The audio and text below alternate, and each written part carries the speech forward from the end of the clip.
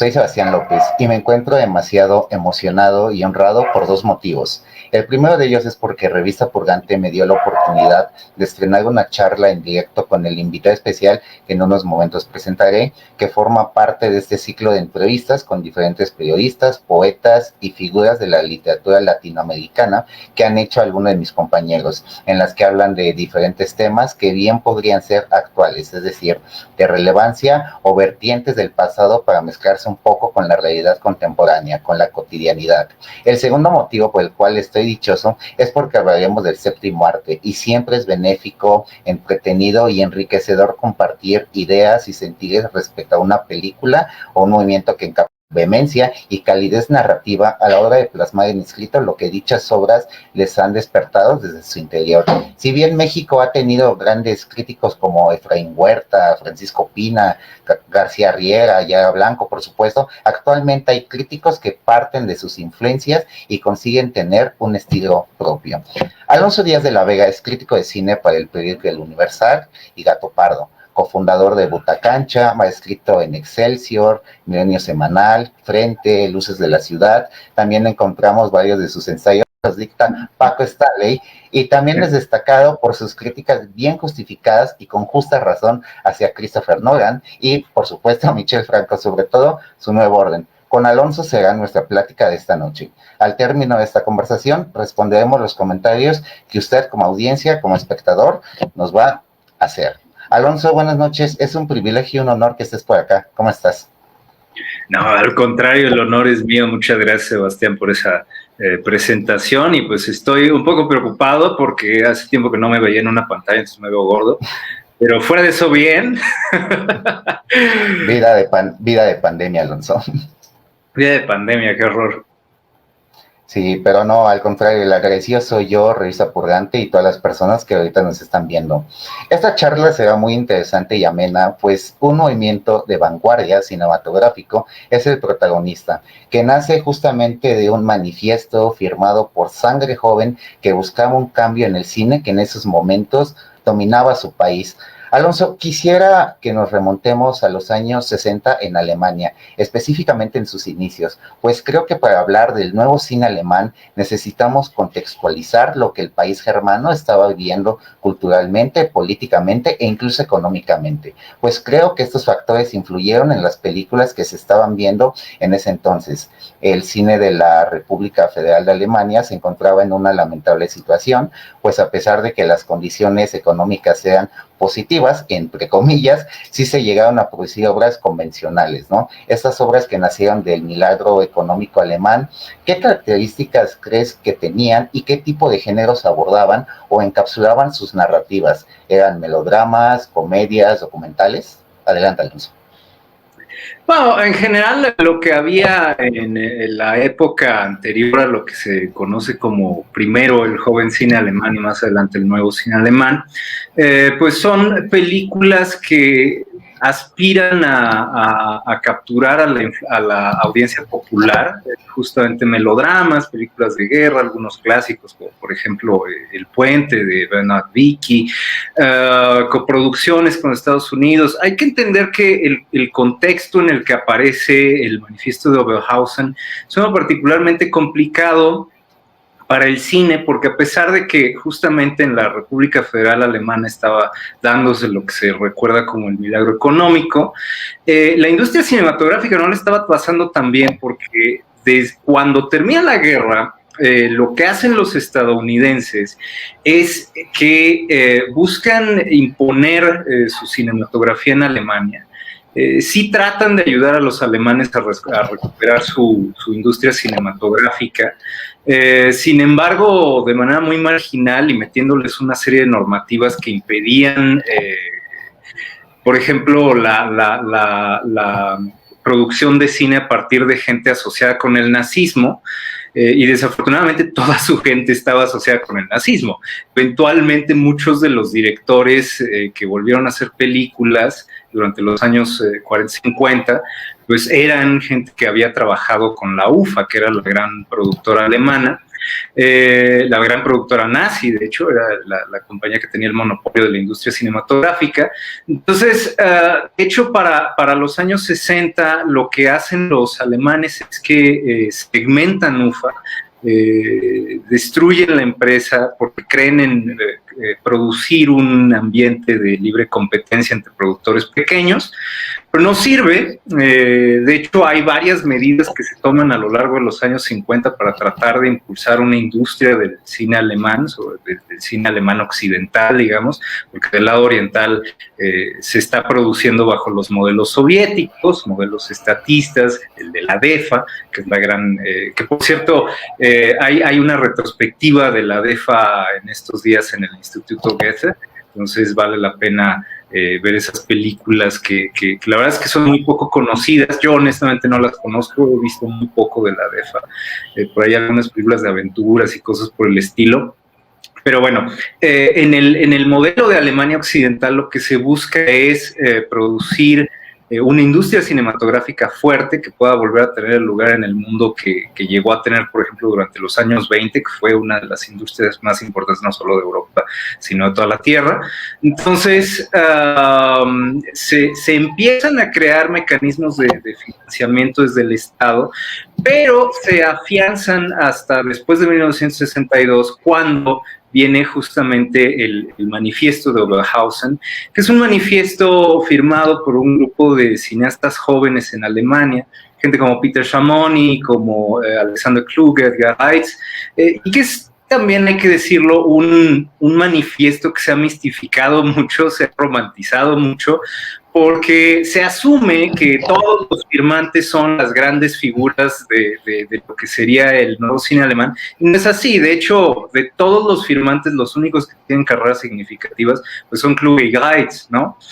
Schamoni, de hecho, en algún momento acaba haciendo pornografía, y es muy interesante porque este es un tema que de hecho toca Wim Wenders en Los Reyes del Camino, de 1977, que es una película donde te muestran cómo los esquemas de financiamiento del Estado alemán tienen unos efectos muy perniciosos sobre la distribución y distribución, porque resulta que después del 62 se crea una cosa llamada el Curatorium, y esto no por el manifiesto en sí, sino porque Kluge, que es creo que la figura más importante del nuevo cine alemán, por ser no solamente un gran cineasta, sino un importantísimo promotor y un importantísimo cabildero, gracias a los esfuerzos que él hace de negociación con los socialdemócratas alemanes, se empiezan a crear estos nuevos mecanismos de financiamiento, el Curatorium específicamente, que empieza a dar dinero para que los jóvenes autores alemanes, de lo que entonces era todavía apenas el joven cine alemán, hicieran películas, pero eran películas de muy bajo presupuesto. Los presupuestos no daban para crear películas muy caras. Entonces lo que se hacía era un cine pues más orientado a lo guerrillero. Se puede ver, por ejemplo, este es un ejemplo anterior, pero una película de 1960 de Kluge y Schamoni, que es La brutalidad en piedra. Es un cortometraje muy interesante donde las piedras de los antiguos edificios nacionalsocialistas de alguna manera llevan la voz del nazismo, la voz de Hitler. Este tipo de películas es el que se produce durante estos años y empieza a generar la preocupación entre las élites políticas de que estos sistemas de financiamiento realmente no están funcionando. Pero lo interesante es que más allá de la idea de un cine que funciona como actividad comercial, lo que tenemos es un cine que empieza a funcionar de manera muy subversiva como actividad profundamente artística, ¿no? Entonces, eso es lo que empieza a brotar con el manifiesto de Oberhausen, incluso desde unos años antes, con la aparición de instituciones como el propio Festival de Oberhausen, el Festival de Berlín, pero gracias al Curatorium que emerge después del manifiesto de Oberhausen, es que empiezan a aparecer todavía más películas de este tipo, ¿no? Y por ejemplo, de ahí se financia el primer largometraje de Kluge, que es La chica de ayer, del 66, una película que pues de alguna manera es inacible, ¿no? O sea, una película con una narrativa muy delgada, protagonizada por la hermana de Kluge, sobre una mujer que se pasa de Berlín oriental a Berlín occidental y trata de adaptarse a la vida ahí. Y no es una exploración ni anecdótica ni temática, sino una cosa en muchos momentos hasta más orientada a lo sensorial, a una visualidad áptica, es decir, a ubicar al público dentro de los espacios en los que se mueve la protagonista. Entonces, eso es lo que resulta después, ¿no? Lo que empieza a enfrentarse a estos melodramas convencionales, que era lo que abundaba en un intento de crear una industria internacional. Justamente tocando el manifiesto de Oberhausen y siguiendo tu temática, nos damos cuenta también que estos jóvenes representan a una generación fatigada por no escapar de este callejón sin salida en el que el cine alemán estaba encasillado. Uno de los jóvenes realizadores que firmó ese manifiesto, lo citaste, fue Alexander Kluge, pero también se me ocurre que estaba Edgar Reitz. El manifiesto cobró mayor fuerza e importancia cuando los socialdemócratas ascendieron al poder, encabezados por Willy Brandt. Te pregunto, a partir de específicamente ese momento, ¿hubo un cambio político estatal? Es decir, ¿se le dio más apoyo al cine y sobre todo partiendo de los ideales de estos jóvenes? Sí, pues era justamente lo que te decía, ¿no? Kluge empieza a cabildear con los socialdemócratas precisamente, y ellos son los que empiezan a producir un apoyo muy importante desde el Estado para el cine. El problema, y no terminé esa idea, perdón, de la pornografía, es que el financiamiento era muy imperfecto, de tal manera que mucha gente lo que hacía era o financiar películas subversivas como las de Kluge, o financiar pornografía que era de bajo costo y que tenía una actividad comercial muy importante. Entonces, en Los Reyes del Camino de Wim Wenders, hay una escena en la que el protagonista, interpretado por Rüdiger Vogler, va a un cine y habla con una señora que le dice que le están obligando a exhibir pornografía. Y sí, lo que pasa es que, de nuevo, los apoyos eran escasos, entonces los cineastas optaban mejor, como Chamonix, por producir pornografía, y por las cuotas de pantallas, los cines estaban obligados a exhibir esa pornografía. Entonces, no se puede hablar de un efecto inmediato a partir del cabildeo de Kluge con los socialdemócratas y de la creación del curatorium. Sin embargo, a lo largo de los años 60, pues ya va germinando un cine más orientado al arte, más orientado a la subversión, más orientado a la autonomía de la figura del autor, ¿no? Y es lo que empieza a prevalecer en el cine alemán, y ya a partir de los años 70 es cuando explota por completo.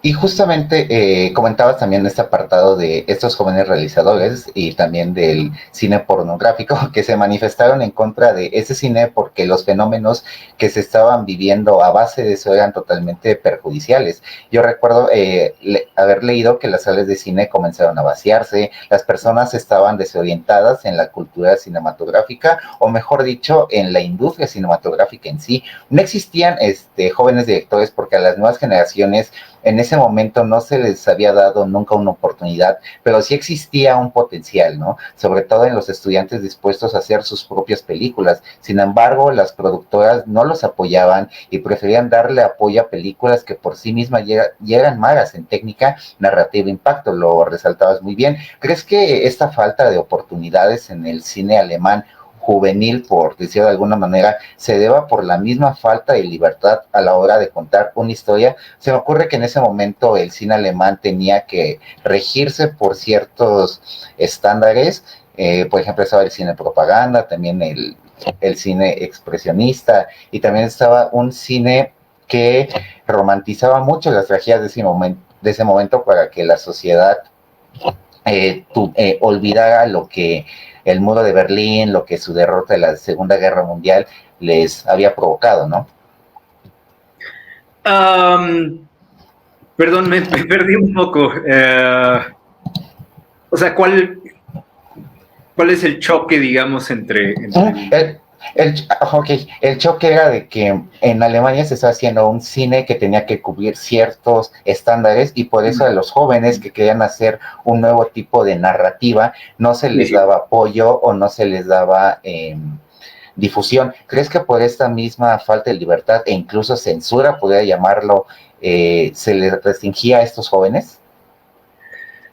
Pues más o menos, porque en el momento en el que emergen los sistemas de financiamiento estatal, de hecho Alemania Occidental se convierte en el primer país europeo y en la primera economía grande del mundo, en Occidente, que se dedica al financiamiento del cine desde el Estado, que empieza a asumir el rol de mecenas del cine. Lo que pasa es que sí, había una serie de circunstancias que no permitían una libertad total, son circunstancias que se fueron arreglando dentro del curatorium, pero por ejemplo un aspecto muy interesante del curatorium era que los proyectos eran en un principio seleccionados por críticos, los jurados de selección eran de críticos, entonces más bien había una voluntad de experimentar desde las instituciones para motivar a los jóvenes cineastas alemanes a producir.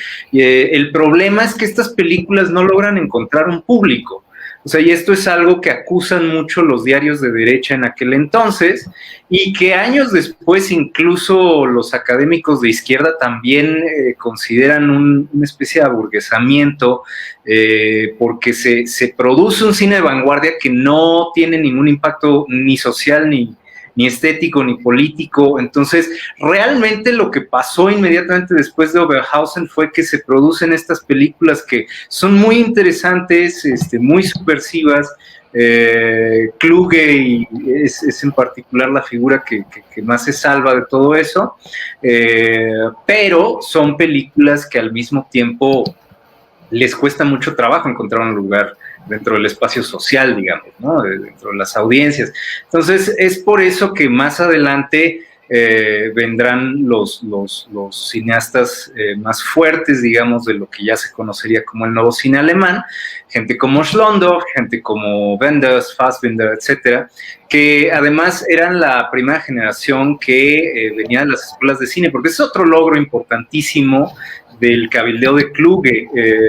Kluge también logra que se instituyan las primeras escuelas de cine después del manifiesto de Oberhausen a lo largo de los años 60, de mediados de los años 60, aunque el único que viene de una escuela de cine, más adelante pues es Wenders, que viene de la escuela de Múnich, ¿no? Pero o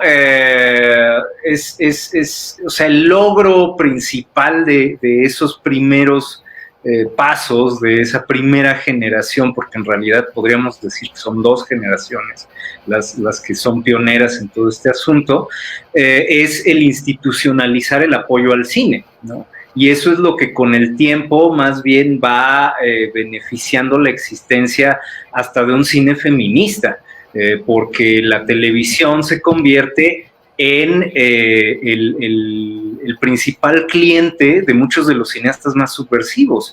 En una época durante los años 70, Werner Schutter le vendía películas a la televisión, Helgi Sander le vendía películas a la televisión, Fassbinder, por supuesto.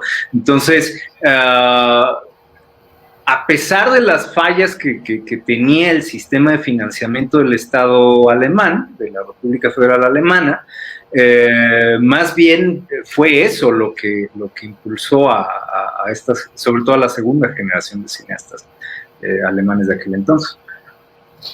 Y creo que aquí entra la pregunta tan pertinente que nos hace Ricardo, que ¿qué distingue a este corriente a nivel técnico y de qué fuentes beben? Eso es lo interesante. Ellos creo que lo más interesante del nuevo cine alemán es justamente lo disruptivo que es, porque por ejemplo el neorrealismo es disruptivo en cuanto sobre todo a los modos de producción. El gran descubrimiento de Rossellini es que no necesitas un estudio para hacer películas, ¿no? Que te puedes robar el celuloide o negociarlo con los estadounidenses, que las luces las puedes improvisar, que puedes filmar en la calle. Esa es la gran aportación del neorrealismo, pero la verdad es que son melodramas bastante convencionales, ¿no? Sobre todo, en algún punto, por ejemplo, cuando Rossellini hace Paisá, pues ya es una cosa muy etérea de repente, sobre todo el episodio del río Po, tiene unas escenas más dedicadas a la contemplación de los espacios y del tiempo, que ya hasta parecen un poco minimalistas. Pero el resto son melodramas bastante convencionales, incluso muy sentimentales, un poco patrioteros. No hay un cambio tan sustancial. Pero ya después de eso, inspirados por ellos, viene la nueva ola francesa, que se dan cuenta de que la producción guerrillera también te permite mucha libertad en términos de lo que puedes hacer estéticamente. Y pues los cineastas alemanes que emergen a lo largo de los años 60, pues justamente vienen también de lo que está pasando en Francia. Y sobre todo del cine de vanguardia que se venía creando desde antes, ¿no? De cineastas muy poco conocidos, pero gente como, por ejemplo, Vlado Christl, o incluso, como te decía, el financiamiento no era suficiente para crear grandes producciones. Entonces, lo que hicieron muchos cineastas fue que empezaron a concebir una especie de anticine. Y ahí tienes, por ejemplo, a Jean-Marie Straub, que tenía sus propias ideas, por supuesto, de lo que debía ser la producción cinematográfica, pero también un poco condicionado por las limitantes de producción, es que hace películas donde no pasa nada, ¿no? Que eso es lo hermoso del cine de Willy Straub, que es un minimalismo profundamente radical, donde hay un enfrentamiento, hay un choque muy directo con las convenciones dramáticas usuales, ¿no? Entonces, son muchos factores los que van definiendo todo esto, pero por supuesto está la influencia radical de la nueva ola francesa, la influencia de la vanguardia alemana y obviamente las ideas que van surgiendo a partir de las propias limitaciones. Ahorita que mencionabas la nueva ola francesa, justamente fue distinguida por ocupar técnicas sónicas que en su mayoría era un cine bajo presupuesto y con historias más personales de la vida del realizador. Como dato curioso, también fue una especie de protesta, ¿no?, al cine francés de ese periodo. Recuerdo haber leído el ensayo de Truffaut en los cuadernos de cine, donde demandaba a estos patrones que seguía el cine francés de esos momentos. Respecto al nuevo cine alemán, por supuesto, eran películas que reflejaban las condiciones sociales de la República Federal de Alemania y las propias experiencias personales, ya con la influencia que mencionabas de la nueva ola francesa, una especie de documento para la comprensión de nuestro tiempo. Esas nuevas películas alemanas que se estaban haciendo, ¿tuvieron influencias del cine americano? Y si sí, ¿de qué forma? Pues depende. Por ejemplo, el cine de Nicholas Ray y de Sam Fuller tiene un efecto muy importante sobre Wim Wenders. Wenders es inexplicable sin ellos. De hecho, él mismo habla de cómo las películas, la música estadounidense lo salvan, y no solo eso, sino que le dan una inspiración muy importante, porque sobre todo las películas de Nicholas Ray, por ejemplo, en Hollywood, son las que empiezan a hablar de los forasteros en los años 50, ¿no? Y que llegan a penetrar en el mainstream con, por ejemplo, Rebelde sin causa. Entonces, hay una influencia, por supuesto, muy importante ahí. De hecho, Nicholas Ray aparece incluso en alguna película de Wim Wenders. Ya no me acuerdo, creo que él aparece en El estado de las cosas, que es una película de finales de los 70. No me acuerdo si era él o Sam Fuller, pero creo que es Nicholas Ray el que aparece. Pero bueno, hay un impacto muy, muy, muy fuerte a nivel personal y a nivel estético y temático. Y por ejemplo, Fassbinder, que es creo que mi figura favorita del nuevo cine alemán, es alguien que viene totalmente a tratar de crear su propio Hollywood. De hecho, Fassbinder vive un poco al margen de ¿cómo decirlo?, de la comunidad más subversiva del cine, del nuevo cine alemán, porque lo que quiere es crear una especie de mini Hollywood, o sea, un mini Hollywood donde él es Selznick y también es Zirk y también es, no sé, Hawks. Entonces, es el gran productor, es el gran director, es el gran creador de estrellas. De hecho, buena parte de las estrellas del cine alemán, gente como Hanna Schigula, como Gottfried John, como él mismo, Fassbinder, son productos de él, ¿no? Margit Carstensen, Jan Herrmann, o sea, toda esa tropa de actores que él junta alrededor de sí, se convierten en las grandes figuras del nuevo cine alemán por la cercanía con él, porque él es su propio Hollywood, ¿no? O sea, es un tipo que produce alrededor de 40 películas en 15 años. Entonces, es una figura masiva que lo que busca es crear una especie de Hollywood alternativo y camp, muy kitschy, ¿no? Muy interesante tu punto de vista, y creo que a raíz de lo que comentas fue que se hizo también una política basada en los nuevos valores, creando las condiciones necesarias para el desarrollo de una cinematografía alemana capaz de imponerse en el plano internacional, siguiendo la política de los autores introducida en la nueva francesa. Leyéndote hace 4 años en el blog del Festival Internacional de Cine Morelia, en un ensayo mencionabas que los alemanes encontraron en el tambor de hojalata de Jon Theodor Cespedes la expiación con su pasado imperialista y una oportunidad de seguir adelante, y que en la novela de Heinrich Böll, El payaso, se recrearon las divisiones entre Oriente y Occidente, izquierda y derecha, catolicismo, protestantismo, para mostrar la necesidad de una identidad en común. La pregunta que te planteo ahora es, ¿hubo un campo donde había adaptaciones literarias de textos clásicos o contemporáneos en el nuevo cine alemán beneficiados por la política estatal y televisiva? Sí, muchísimo. De hecho, esa fue una de las grandes tendencias. El cine alemán era muy dado en aquellos años a recuperar el romanticismo. Ahí hay adaptaciones clásicas, por ejemplo, Fibrist de Fassbinder, ¿no? Creo que es de las más emblemáticas. Pero también hay, de hecho, Thomas Elsässer en su estudio clásico, el nuevo cine alemán, habla justamente de cómo von Kleist, que es uno de los grandes autores románticos alemanes, es la gran obsesión de muchos directores y directoras en aquel entonces. También, por supuesto, hay una relación muy intensa con la literatura de Heinrich Böll, porque Böll es justamente el gran cronista de esa modernidad fragmentada alemana. Entonces, por ejemplo, Jean-Marie Straub, que venía de Francia, pero se estableció en Alemania junto con su esposo Daniel Wille, que le producía en aquel entonces las películas, y ya después empezaron a filmar juntos a partir del 70, creo. Él hizo 2 adaptaciones de Böll, hizo una que se llama No Reconciliados, que está basada en... No me acuerdo de cuál es el título en español, pero creo que es Billares después de las 9. Y bueno, ahí ves justamente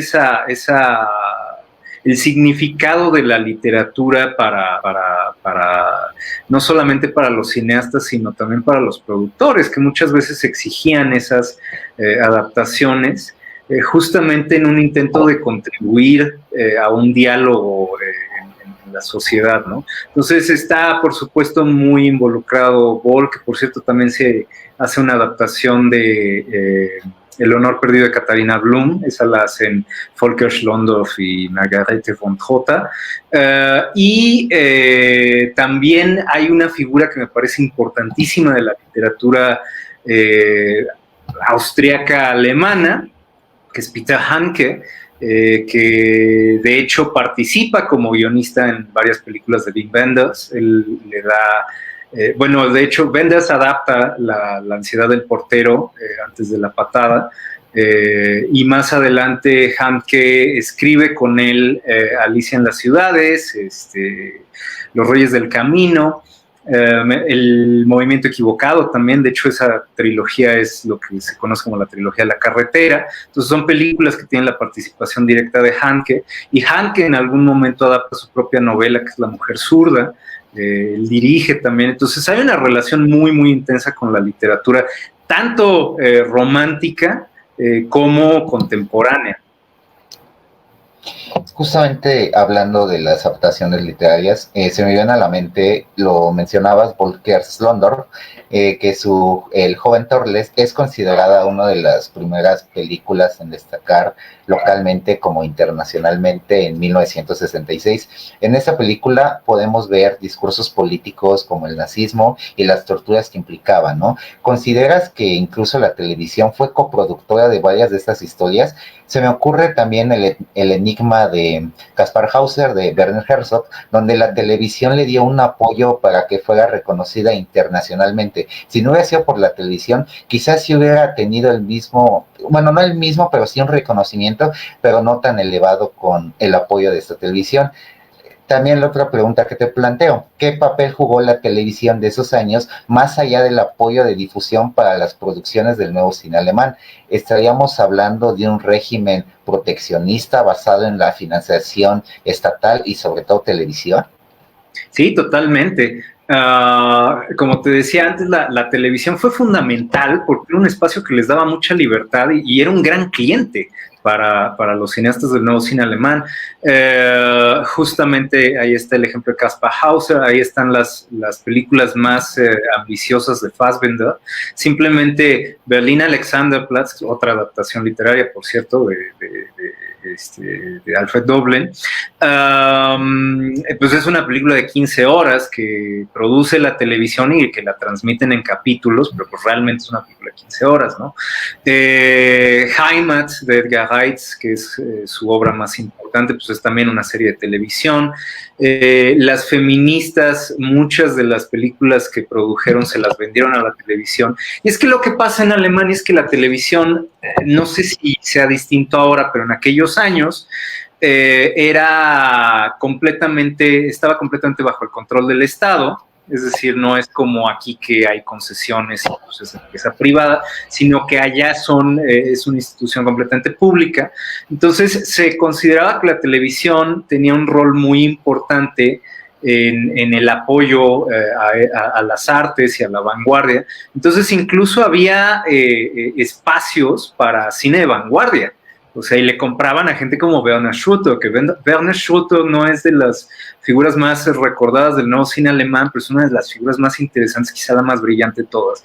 Es un cineasta que lo que buscó fue crear un cine sobre la iconografía, o sea, era un cineasta obsesionado, por ejemplo, con la imagen de María Callas, y lo puedes ver en sus cortometrajes de los años 60, donde la imagen de María Callas, no la propia María Callas, sino recortes de fotos de María Callas en revistas o fotografías, impresiones, etcétera, son en lo que se basa su creación, porque lo que está produciendo es una especie de collage sobre la iconografía, ¿no? Entonces, imagínate, son películas densas, son películas desconcertantes, son películas muy camp, son películas muy extrañas para un público masivo, y ese tipo de películas las financiaba la televisión.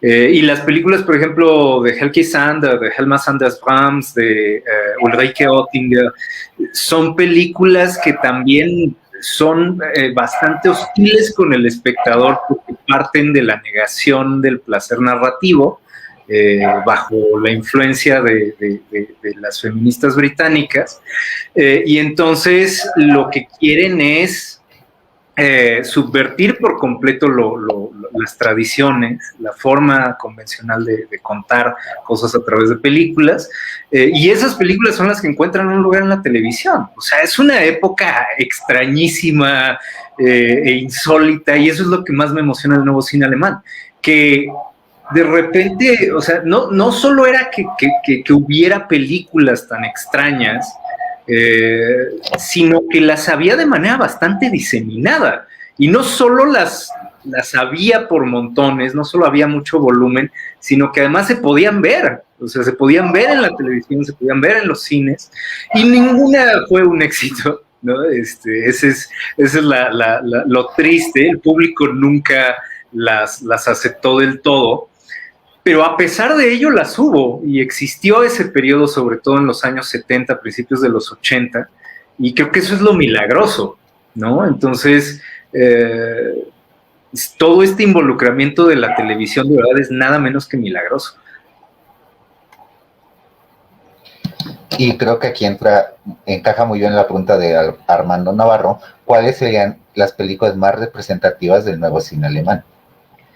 Bueno, pues las que te dice Criterion siempre, ¿no? Pero me gustaría que pensáramos que representativo también significa lo oculto, ¿no? Lo que a veces se escapa de la superficie y que puede llegar a definir mucho más porque justamente es en lo que se basan las figuras más importantes. Entonces, digo, hay montones, pero, o sea, no sé, podríamos hablar justamente de la trilogía de la carretera de Wenders que mencionaba antes, El movimiento equivocado, Los Reyes del Camino y Alicia en las ciudades. Podemos hablar en el caso de Fassbinder de Ali, El miedo se come a las almas, Las amargas lágrimas de Petra von Kant, La ley del más fuerte, Berlín Alexanderplatz, obviamente las películas de Herzog, Aguirre, La tierra de la oscuridad y el silencio, pero hay que hablar también, por supuesto, por ejemplo, de la muerte de María Malibran, ¿no? de Schröter, hay que hablar de La elegida de Helma Sanders Rams y de Alemania Madre Pálida, que no son películas muy conocidas y que me parecen muy interesantes. Boleto sin retorno de Ulrike Oettinger, las películas de Harun Farocki, por ejemplo, que también es una figura importantísima, porque él nunca se considera a sí mismo muy cercano a todo este boom del nuevo cine alemán. Pero al final es una figura que crece un poco en los márgenes, ¿no? Y hace, por ejemplo, un cortometraje a finales de los 60 que me parece genial, que es El fuego inextinguible, que no solo es un corto, sino que también es un acto performativo donde él se quema con un cigarro para hablar de los efectos del napalm. Entonces, me parece una película brillante, imágenes del mundo y una inscripción de la guerra, también de Farocki me parece importantísima, de hecho, esa la pueden ver en Movie, y bueno, muchísimas más que seguramente se me están olvidando ahorita, pero es que es enorme, es vastísima la cantidad de películas que hay por ahí. Y creo que también al hablar de las películas, estamos hablando de los autores como tal del nuevo cine alemán. A pesar de que ya es destapado los grandes exponentes del mismo, aquellos que son admirados y apreciados por todos nosotros, obviamente como Rainer Werner Fassbinder, Werner Herzog, Farocki, que justamente fue una figura muy importante también de mis predilectos, Wim Wenders. Sin embargo, quisiera que nos contaras un poco más del papel de la mujer cineasta en el nuevo cine alemán, porque no se habla mucho de ellas, a pesar de que decidieron hallar una unidad en medio de esta polarización del pueblo germano. Está Elma Sanders, Margaret de von Drota, Jutta Brockner, Doris Dörri, Oettinger incluso, ¿no? También Ulrich Stockel, que fueron un surgimiento de un movimiento de realizadoras como consecuencia del movimiento feminista que a comienzos de los años 60 se proyecta también en el medio cinematográfico, ¿no? Sumando a todos estos realizadores y realizadoras, ¿qué tipo de cine hacían? ¿Cuáles eran como sus principales temáticas? ¿Qué buscaban? Porque a pesar de tocar temas muy distintos, seguían un mismo objetivo que era el de entretener, considerando cambiar la percepción que sus espectadores tenían del mundo y de sí mismos. No, pues las cineastas alemanas del periodo son interesantísimas porque son muchas, ya enumeraste a varias de ellas.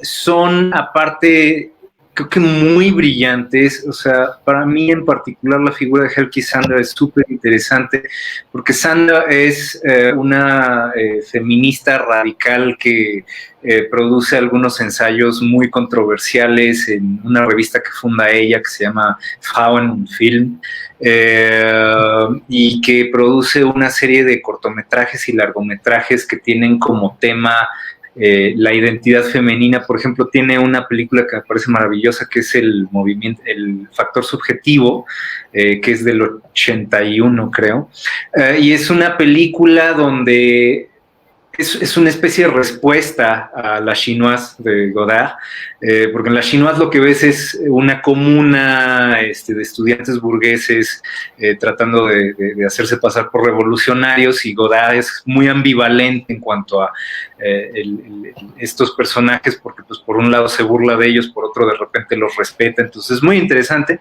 Y Sanda pareciera pensar que hay una omisión muy importante en esa película, que es el tema de la opresión de la mujer dentro del movimiento, de los movimientos revolucionarios, de los movimientos marxistas.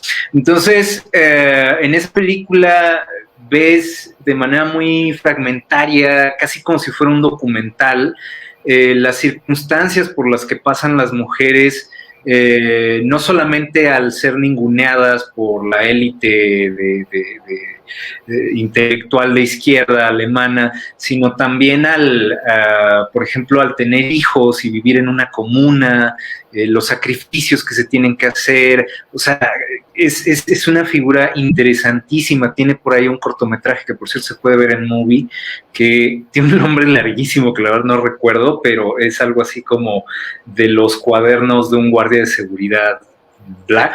Y es muy interesante porque solamente ves como una mujer con sus hijos se sube a una grúa y sube y sube y sube y sube, y todo el cortometraje es nada más ver cómo está subiendo, hasta que llega a la cima y finalmente avienta unos volantes, donde se entiende al fin, cuando ya se ve el contenido del volante, que ella se va a suicidar si no encuentra vivienda, ¿no? Entonces es muy interesante cómo utiliza una técnica pues como de Buster Keaton, ¿no? Que es el hacerte sentir el riesgo de los personajes, porque realmente se ve que están en la grúa, que están los niños con ella.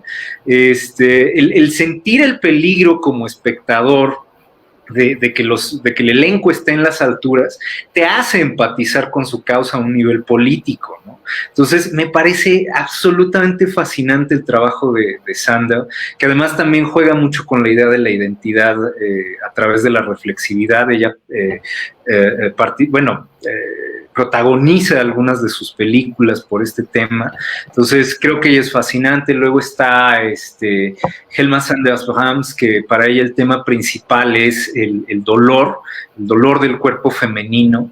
Y es una cineasta muy dura, puede llegar a ser muy...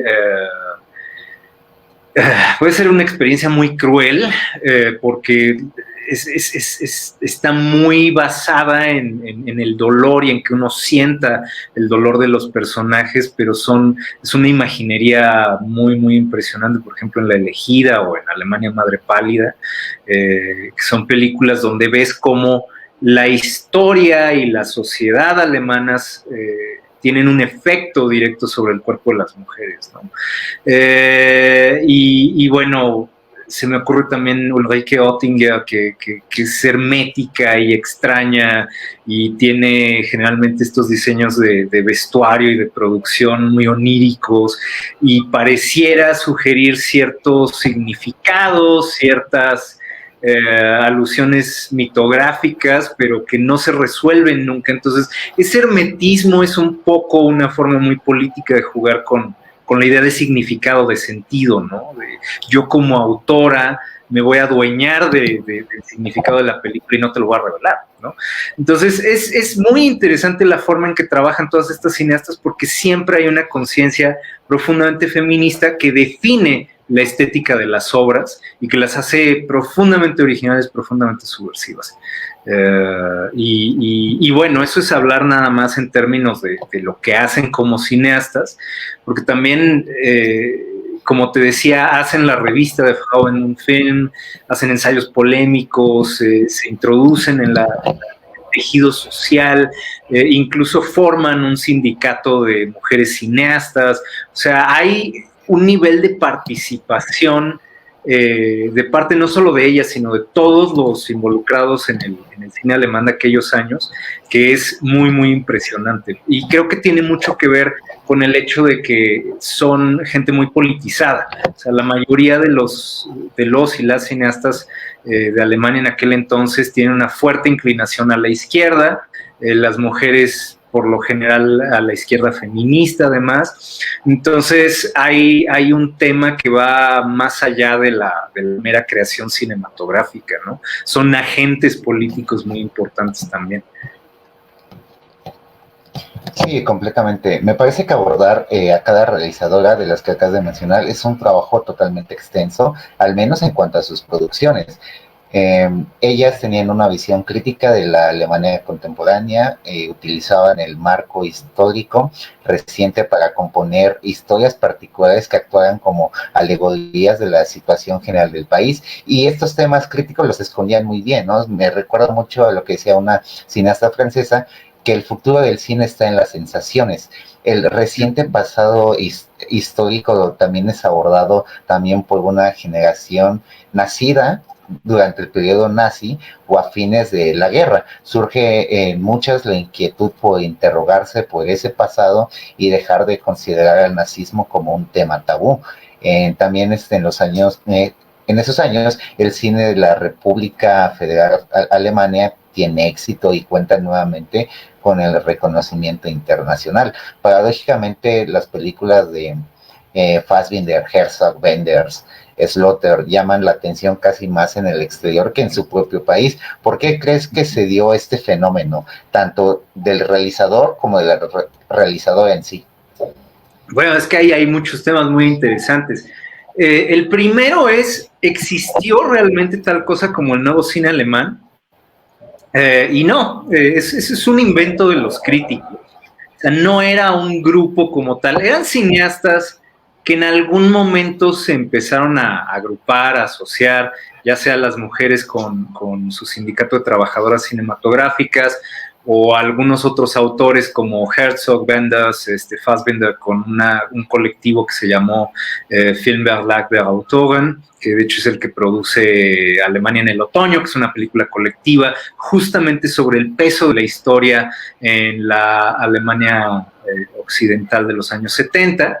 Entonces, más bien lo que pasa es que por este tema del financiamiento estatal empieza a emerger muchísimo cine alemán, y dentro de ese mucho cine alemán, desde mucho cine de autor alemán, empiezan a tener una presencia muy importante dentro de los festivales, y en los festivales es donde la crítica empieza a decidir que existe tal cosa como el nuevo cine alemán. Pero realmente es una especie de tiempo-espacio más que otra cosa. No me atrevería a llamarlo ni movimiento, ni corriente, ni nada por el estilo. Pero, por ejemplo, la diferencia con los neorrealistas o con la nueva ola francesa es que esos sí eran grupos muy definidos, con teorías compartidas de manera muy consciente. Aquí hay cierto nivel de heterogeneidad en el momento en el que ves, por ejemplo, el individualismo radical de Herzog. O sea, Herzog habla de los grandes individuos, como Aguirre, como Kaspar Hauser. O sea, su cine es un cine sobre la mitología del ego, de algún modo, mientras que por otro lado tienes un cineasta que no hemos mencionado mucho, pero que es Hans-Jürgen Zimmerberg, que es muy importante, que hace esta película, Mahmoud de Hitler, una película alemana de 7 horas y media, que mezcla teatro y proyecciones en el fondo y ensayo y documental. Es una locura inmensa, pero pues es una especie de ensayista romántico, ¿no? Es alguien que habla sobre Hitler, es alguien que hace una adaptación de Parsifal de Wagner, es alguien que hace una película sobre el rey bávaro Ludwig, que son grandes épicas, muy artificiosas, muy camp. Entonces, hay una diversidad muy grande, pero al mismo tiempo que hay esta singularidad que distingue a cada uno de los cineastas, también hay una serie de características que no se puede negar, que corren a lo largo de las filmografías de todas y todos. Y es justamente la idea de Alemania. ¿no? La historia de Alemania, ya fuera en la forma del pasado fascista, del fascismo nazi, o del criptofascismo que se detectaba en la República Federal, ¿no? Y el terrorismo, por ejemplo, también, las ideas de izquierda en general, pero el terrorismo, la facción del Ejército Rojo, es una presencia también muy, muy importante dentro del nuevo cine alemán. De hecho, hay incluso cercanía entre algunos miembros, por ejemplo, Fassbinder, cuando andaba en el teatro de acción, era cercano al grupo Baader-Meinhof. Entonces, y se puede ver en Alemania en el otoño, cuando él está muy angustiado en un cortometraje con el que contribuye él, cuando se entera de la muerte del grupo Baader-Meinhof. Entonces, creo que es ese el factor principal, ¿no? El propio tiempo-espacio alemán, que unifica un poco, no le da homogeneidad, sino que le da un vínculo general a todo este grupo. Entonces, por ejemplo, Wenders también se puede pensar que es un cineasta muy individual, muy separado de lo político, pero al final El Movimiento Equivocado es una película sobre la melancolía de ser alemán. Y es una película que está basada en Goethe, además. Entonces tiene esta raíz de lo romántico detrás de ella. En Los Reyes del Camino hay un momento en el que los protagonistas llegan al río Elbe, justo donde se dividen las dos Alemanias. Entonces, tarde o temprano aparecen alusiones al espacio alemán y a la historia en estas películas. También, por ejemplo, pensando en La elegida de Sanders Rams, hay un momento en el que se ve el muro, hay un momento en el que pareciera el personaje principal viajar al pasado, se desnuda en medio de la nieve y la recogen unos soldados estadounidenses. Es una escena muy enigmática y te das cuenta que son estadounidenses por cómo hablan, pero los uniformes son de los años 40 y la historia está situada en los 80. Entonces, te das cuenta de que en la conciencia de todas y todos ellos está de manera muy importante todo ese contexto en el que están viviendo, ¿no?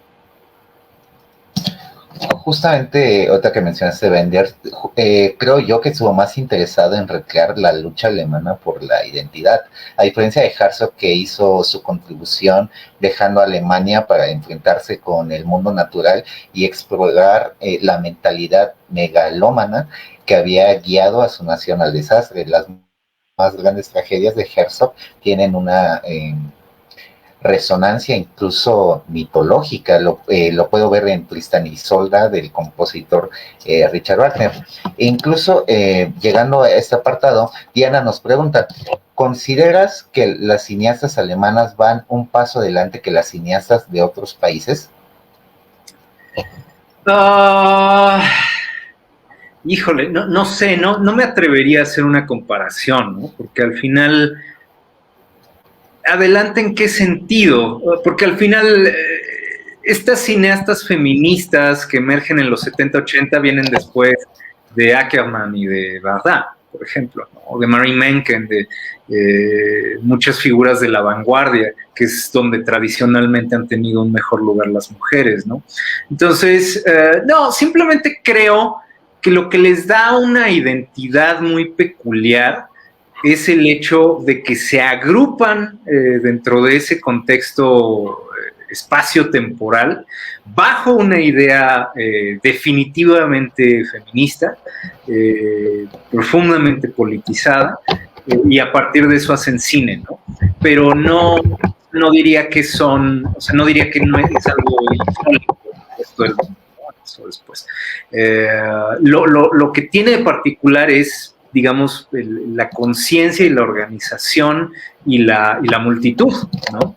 Que además, hay que decirlo, pues es muy triste que a pesar de que hubo tanto cine de mujeres feministas en Alemania durante los 70-80, nadie se acuerda de eso, ¿no? Son películas muy difíciles de conseguir, es muy, muy difícil acceder a ellas. Los libros no las mencionan, a Criterion no le importan, entonces es un tema que definitivamente hay que discutir más, hay que rescatar a esas cineastas, creo.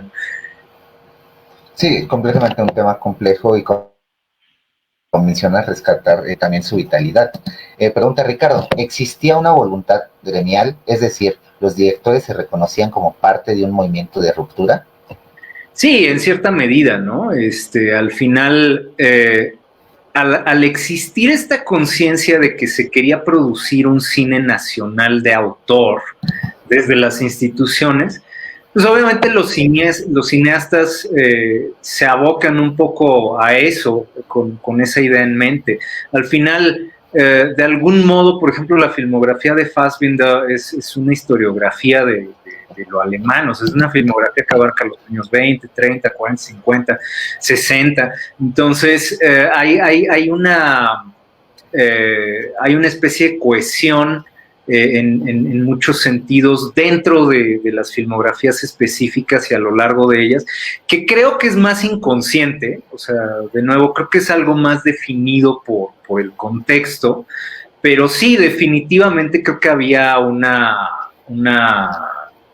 sí, de nuevo, si no consciente, las películas mismas, ya viéndolas, ¿no? Las filmografías te demuestran que hay una conciencia vinculada entre todos. ¿Qué diferencia, ahorita que mencionas a Fassbinder, tienen los principales exponentes uno del otro? Es decir, ¿qué hace el cine de Fassbinder diferente al de Herzog y Wenders o viceversa? Pues son muchas cosas, ¿no? Y eso es lo interesante de cómo conviven estas identidades tan particulares y al mismo tiempo tan vinculadas entre sí, porque si bien, por ejemplo, existe esta idea de lo nacional en todos, como decíamos antes, en Herzog hay esta concepción mitológica del ego, de la aventura, profundamente romántica, individual, mientras que en el caso de Wenders, pues es un cineasta sobre el deambular, ¿no? O sea, a él le gustan los paseos en los grandes espacios donde los personajes se reconocen a sí mismos de algún modo, adquieren cierto grado de identidad, mientras que por otro lado Fassbinder pues es una reconstrucción del melodrama hollywoodense mezclado con artefactos de distanciamiento brechtiano. Entonces, creo que es muy fácil distinguirlos, en realidad, y al mismo tiempo esa melancolía, esa idea del trauma nacional, del pasado, de la confusión en cuanto a todo el tema de la identidad es lo que aparece ahí de manera compartida. Se me viene a la mente justamente la trilogía alemana que la conforman El matrimonio de Maria Braun, La ansiedad de Verónica Voss y Lola, que para Fassbinder eran películas muy importantes. ¿A qué crees que se deba esta importancia? ¿Y crees que en ellas se exploran muchos de los problemas que le había tocado vivir a Fassbinder y demás exponentes del movimiento? Sobre todo se explora el problema de la República Federal Alemana. Creo que eso es lo más... Para Fassbinder ese era uno de sus temas más importantes, era de lo que más le apasionaba. El demostrar que había un vínculo directo entre la Alemania nazi y la República Federal Alemana. Es decir, él creía, y tenía toda la razón, que nunca se logró desnazificar a Alemania. Tan es cierto que 3 de los 6 presidentes, no los cancilleres, pero los presidentes, que es una figura más ceremonial, pero al final es importante, 3 de los 6 presidentes de la República Federal Alemana habían tenido vínculos nazis. Alemania en el otoño es muy interesante porque es un desastre de película donde se enciman unos cortos sobre de otros y es caótica, y creo que eso es lo interesante, que es un desmadre, porque Alemania es un desmadre, entonces es un reflejo de ese caos, y puede ser torpe por un lado, pero por otro es muy elocuente. Pero bueno, dispersa a lo largo de la película, o más bien de la colección de películas que es, hay una película de Alexander Kluge que te muestra en el principio el funeral de Hans Martin Schleyer, que era un empresario alemán vinculado con la SS durante los años 40, orgullosamente nacionalsocialista en aquellos años, que fue asesinado por el grupo Baader-Meinhof, y ves cómo le hacen un funeral con honores y hay gente de la élite política y económica, y es una cosa terrible porque te dice, o sea, las solas imágenes que te muestran a este hombre homenajeado, te demuestran esa continuidad del pasado nacionalsocialista en la República Federal Alemana. Entonces, creo que ese es el gran tema de Fassbinder en su trilogía alemana de finales de los 70, y sobre todo es el tema que trata el matrimonio de Maria Braun, ¿no? Que es busca en una mujer la representación de toda de ese pasado de industriales oportunistas que se mezclaron con la élite nacionalsocialista, para mantener para primero tener los privilegios en aquellos años y luego mantenerse escondidos dentro de las instituciones públicas y privadas a lo largo del milagro económico alemán, ¿no? Entonces, me parece una trilogía muy, muy interesante, muy importante por eso, porque habla de la continuidad de ese proyecto, de cómo Alemania nunca se desnazifica realmente. De hecho, creo que hay un libro, ensayo, que hace un director alemán, directora, que justo explora la trilogía alemana por toda la importancia y toda la vitalidad que tuvo para el cine alemán. En el mismo ensayo había leído que Herzog decía, no teníamos nada y empezamos de la nada. Todos éramos huérfanos, no teníamos padre de los cuales pudiéramos aprender. Es decir, estos exponentes de nuevo cine alemán decían que no tenían un preámbulo, un cineasta a la cual seguir sus pasos. ¿Consideras que este camino compartido y el elemento en común que tenían todos era la actitud hacia la tradición, hacia el cine del pasado y el arte del espectáculo? Sí, pues hay una respuesta al final, ¿no? Herzog decía eso bajo la influencia de Lotte Eisner, que escribió un libro muy importante que se llama La pantalla embrujada, que es sobre el cine alemán de los años 20, sobre el expresionismo alemán. Y Herzog trata de crear ese vínculo, por ejemplo, con Nosferatu. De hecho, es la razón por la que él dice que la hace, para poder reconocer a Murnau como su verdadero padre alemán, ¿no? Entonces, sí, hay una noción de la orfandad importante estéticamente dentro de todo este grupo, por lo que mencionábamos al principio. O sea, el cine alemán de los años 40, 50, pues es un desastre que no tiene mucho significado ni siquiera a nivel nacional. Entonces, no hay realmente en quién basarse. Es una situación interesante porque es algo que pasa en las industrias cinematográficas que se vienen abajo, ¿no? Es el caso, por ejemplo, de México. Los propios cineastas mexicanos repudian el cine mexicano del pasado. Entonces, y muchas veces es más una cuestión de ignorancia, porque hay buen cine mexicano en los años 70, 60, 70, 80, pero como hay un prejuicio de que se vino abajo la industria y no sirve y son puras sexicomedias, etcétera, se elige la orfandad, y entonces tenemos un cine que más bien viene de autores europeos muchas veces, ¿no? La influencia principal de nuestros cineastas más reconocidos viene más bien de Europa, ¿no? Entonces, en el caso de los alemanes, definitivamente hubo eso, pero porque ahí sí estaba completamente caída la industria cinematográfica durante los años 40 y 50, que de todos modos sí hay cosas, ¿no? Sí hay películas rescatables. La verdad es que no he visto mucho del cine de ese periodo porque es de un acceso muy difícil, pero como te decía antes, por ejemplo, está el Puente de Bernard Witke, que me parece una película de guerra interesantísima y que tiene un efecto muy importante sobre Spielberg, por cierto, para Rescatando al Soldado Ryan. Entonces, sí, hay definitivamente esa orfandad se percibe en esa cualidad tan insurgente del nuevo cine alemán.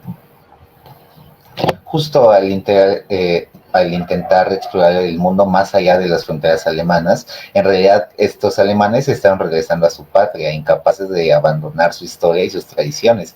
El espacio extranjero se convirtió básicamente casi en una fuente de redención. Hay muchas personas que consideran que el nuevo cine alemán murió con la muerte de Fassbinder y que a partir de ahí ya no hubo más. Mi pregunta que te hago es, ¿consideras que el nuevo cine alemán sigue vigente en el cine alemán que se está haciendo actualmente o incluso en otro tipo de cine de diferentes países? ¿Sí se nota una influencia o simplemente murió con Fassbinder? Yo creo que es un cine que sí se murió, ¿eh? Y esa es otra cosa muy triste, Okay. justamente porque era un cine muy vanguardista, muy autónomo y muy agresivo. Es un cine que no tuvo muchos herederos y los que tiene son pocos, pero significativos, como por ejemplo Christian Petzold, ¿no? Petzold tiene una relación muy importante con el nuevo cine alemán porque de hecho él viene de Farocki, que fue su mentor, junto con Hartmut Witomski, que por cierto ellos eran los editores de Filmkritik, que fue la gran revista de crítica cinematográfica en Alemania durante los años 60. Entonces, pues toda esa noción de una cinefilia pensante, de un cineasta crítico, pues está en Petzold gracias a Witomski y a Farocki, pero bueno, y por otro lado podemos ver la influencia de Fassbinder en algunas de sus películas históricas, sobre todo en Phoenix. Me parece que ahí hay una relación muy directa justamente con el matrimonio de Maria Braun, que discutíamos hace unos momentos. Pero fuera de eso, yo no veo en el cine alemán contemporáneo gente que quiera rescatar o construir a partir del legado de Fassbinder, de Oettinger, de Herzog, etcétera. Al contrario, incluso pareciera que mucho del cine alemán contemporáneo, que tiende muchísimo a lo industrial y por tanto a lo convencional, como que quiere alejarse de aquella experiencia. Y es que el problema es que para mediados de hecho de los años 80, ya se consideraba que el nuevo cine alemán había sido un fracaso. ¿Por qué? Pues porque no había producido una industria cinematográfica realmente fuerte, sino una colección, digamos, de individualidades importantes, pero que nada más tuvieron más éxito internacional que nacional, pues, ¿no? Entonces, el problema fue que para esos años se impuso más esta mentalidad capitalista, neoliberal, del cine entendido como bien de consumo y como una actividad que necesita tener una función social muy específica, que es básicamente generar públicos y tener públicos y generar dinero. Entonces, pues la actitud de las instituciones de financiamiento empezó a cambiar mucho y por eso ya no tienes en la tele alemana las películas que tenías en los años 70-80, ¿no? Ahora tienes series todas mal hechas como Deutschland 83 y que de verdad es una cosa lamentable. Yo no me explico, el éxito internacional, ¿cómo se llamó la serie esta? Dark, que tanto gustó. O sea, yo vi un episodio y no pude con ella porque se me hizo como, no, o sea, Ted Hughes de horror, no, like. Pero, y es muy triste ver que nunca más en la tele alemana vas a volver a ver Heimat, nunca más vas a volver a ver Berlin Alexanderplatz. ¿Por qué? Pues porque, y no solo en Alemania, en el resto del mundo pues se ha impuesto esta mentalidad de ver las imágenes más como un objeto de consumo, ¿no? Entonces, si bien hay gente tratando de repente de recoger la herencia del nuevo cine alemán, pues creo que está muy dispersa y creo que la generalidad se orienta más a lo convencional o incluso al rechazo abierto, ¿no? Justamente Demian García hace una anotación que es a propósito de ese apunte que hacías tú sobre la no separación completa del nazismo. Recuerda el ensayo que escribió Susan Sontag sobre Leni, los símbolos nazis y fascistas, parte de la carrera de la cineasta y la publicación de su libro The Last of the Nuba en 1974, si no mal recuerda, muchos apuntes atemporales sobre todos los códigos y símbolos que permanecen ocultos o imperceptibles. Dice que el ensayo viene bajo el signo de Saturno, pero lo encuentra. Sí, de hecho el libro también de... Ese ensayo se publicó originalmente en la New York Review of Books, se llama Fascinating Fascism, o Fascismo Fascinante. Y hay algo interesante a propósito de esto que estaba pensando hace rato, y es la relación del romanticismo con el nuevo cine alemán, pero también con las corrientes anteriores de cine alemán. Como te decía, uno de los autores más adaptados por el nuevo cine alemán fue von Kleist, y resulta que el proyecto más deseado, que nunca realizó, pero uno de los proyectos más ambiciosos de Leni Riefenstahl, era una adaptación de Penthesilea.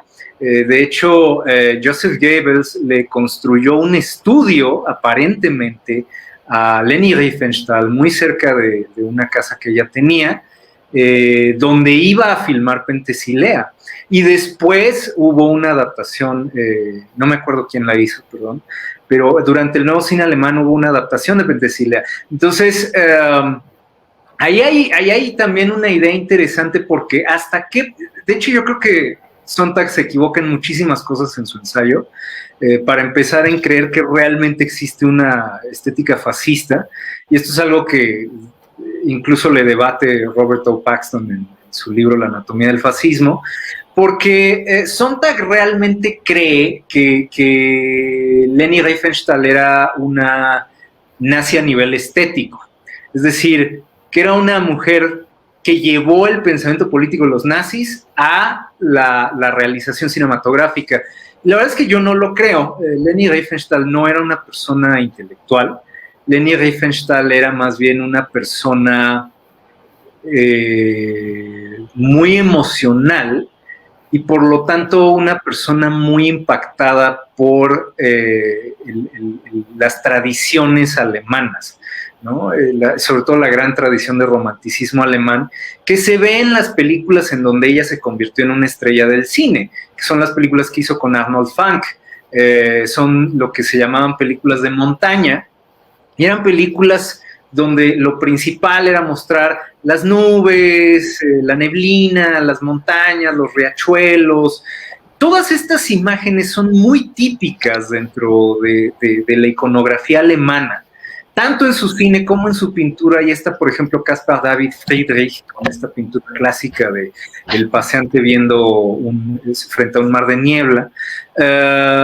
Y todo esto te demuestra que no es que el fascismo construyera una estética, sino que se apropió de la que ya existía, que era la estética romántica alemana. Y esa estética todavía sobrevive en el nuevo cine alemán, por ejemplo, en Wenders. Y Wenders es muy interesante, que cuenta que en su casa, cuando era niño en Múnich, él era pobre, pero lo más bello que tenía en su casa era una pintura de Friedrich, justamente, y creo que era la del paseante frente al mar de niebla. Y ahí te das cuenta de cómo más bien es todo el pasado, toda la gran tradición romántica alemana la que va definiendo no solo la estética del nazismo, sino incluso la posterior. Y Wenders por eso también es sobre los grandes espacios alemanes, los campos, las montañas, etc. Ahí está, por ejemplo, el movimiento equivocado, ¿no? Donde se suben a una de las montañas más altas en Baviera. O sea, hay una apropiación de tradiciones que ya venían de antes. Entonces ahí es donde debato mucho las ideas de Sontag de que realmente hay una estética fascista, porque además, por ejemplo, si lo comparamos con el fascismo italiano, a Mussolini le gustaba la vanguardia en un principio, ¿no?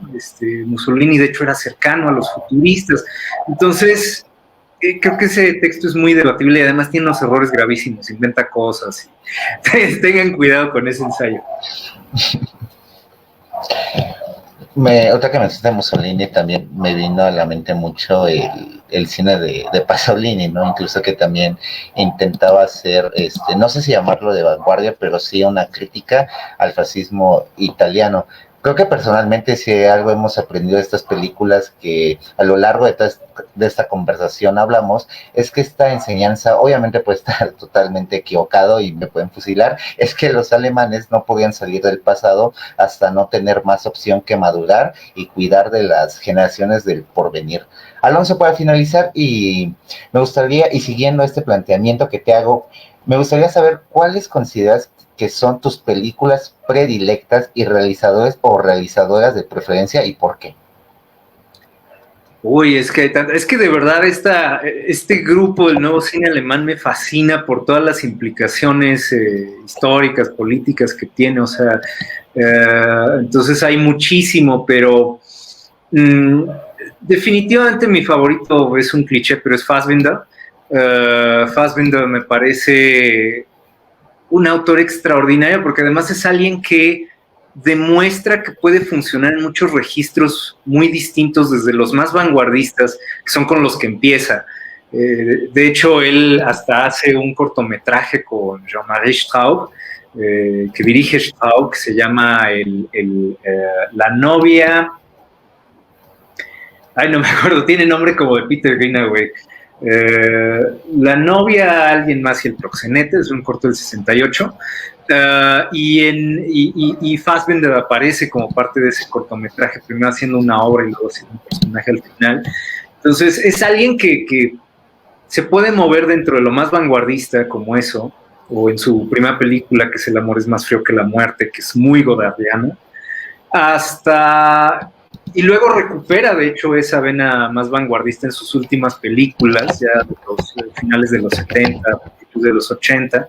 Por ejemplo, me acuerdo mucho de La tercera generación o de En el año de las 13 lunas, que son películas donde se abandona por completo estos convencionalismos dramáticos que llegó a usar antes, porque durante una buena época, que es la época clásica de Fassbinder, se dedica a hacer melodramas que parecen convencionales, pero la verdad es que son bastante raros por sus técnicas de distanciamiento, de enajenación brechtiana.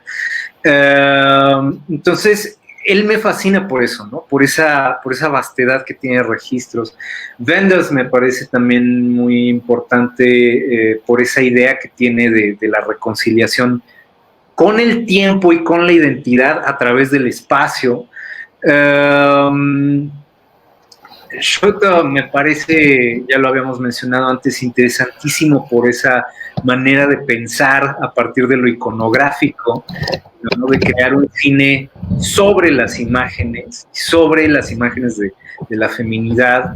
Sandra, que ya te mencionaba antes algunas de sus películas y de la vastedad de su teoría estética, ¿no? A partir de la identidad, de la afectividad, de los cuestionamientos al orden ya aceptado. Entonces, es muchísimo, pero digo, ahí hay algunos, ¿no? Creo que grandes títulos, grandes cineastas, y aparte fundamentas bien el por qué te gustan, la verdad es que se aprende mucho, ¿no? Alonso, te agradezco de verdad por estar acá. Ha sido todo un privilegio y un placer charlar contigo y compartir diferentes aristas y un gran movimiento de vanguardia. Escucharte se nota la vehemencia que tienes sobre el tema, también el dominio del mismo, y que es uno de tus temas predilectos incluso en la cinematografía, ¿no?